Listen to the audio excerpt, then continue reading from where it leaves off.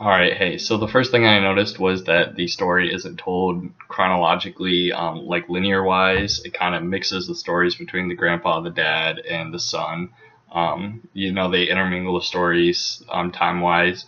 And I didn't really catch on to that at first, so it was like really hard to like understand what was going on. But once I figured that out, it made it a lot easier to read. Two values that are being portrayed. I would say the first is family. All of the characters really care about their family. Obviously, Elliot is always thinking about his family, his mom and his dad. He wants to learn more about their past and like kind of just connect with them more.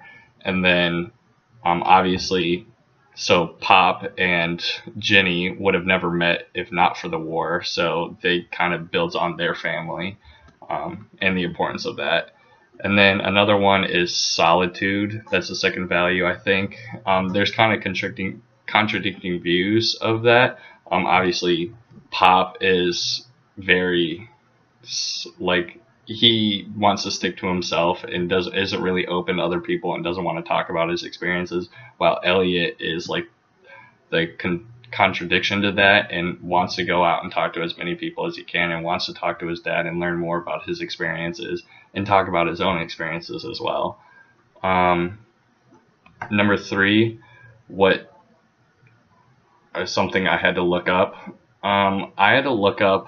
Well, it's not. I kind of understood what was going on, but what the military code is, I didn't know if that was like an actual set of rules or something that they just kind of like followed, just not for fun, but it was more of like guidelines that was more of traditional um, rules, or if it was actually like a set list. And there's actually a military code of conduct, so that follow those rules. So it kind of adds another layer of like strictness and how rigid their days are set for them that they have to follow.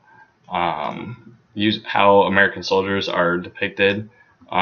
They're obviously depicted not very good, both during the war and when they come home. Um, they're depicted as heroes, but they try to portray like an ugly scene of the negative sides of war. Elliot, when he was there, obviously he got hurt, and also it was just so gross and dirty. Like when he went to the hospital, they had to like cut his clothes off because it was just stuck to him, and that's how dirty it was, and like his feet were rotting. And then when he gets home, he doesn't really know what to do. He's like, "Oh, well, I might as well go back because I don't want to work at Subway." Like, they go into these crazy situations and they come back and they don't know what to do. And it just shows how difficult life is for people who go to war and then come back. So question five, a fugue is when multiple voices build on the same subject, and that's exactly what this play does. It uses all the voices from all the characters to tell the stories of what's going on.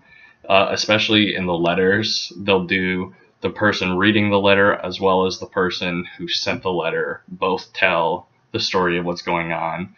Um, in climactic scenes, such as like when Elliot got hurt, all of people are telling the story of what's happened and what's going on. So it kind of just adds another layer of like intermixing in how constant war is from between the generations and how it never really changes.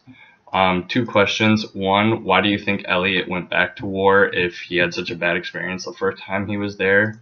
And two, why do you think the author portrayed um, Pop and Ginny as getting together if he was trying to during the war when he was trying to give off a sense of like the negative sides of war and kind of putting a happy twist in there.